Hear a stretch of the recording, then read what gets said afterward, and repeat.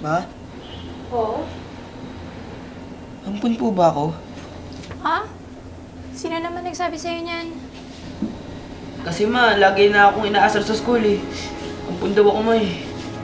Anak, di ba sinabi ko sa'yo huwag ka magpapa-apekto sa sinasabi ng iba? Pero ma, sabihin mo sa akin ma, ampun po ba ako? Ha? Ma!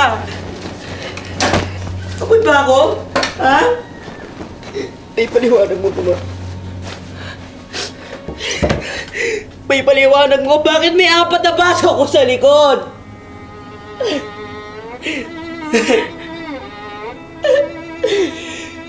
Matagal na namin itinago ito sa'yo, anak.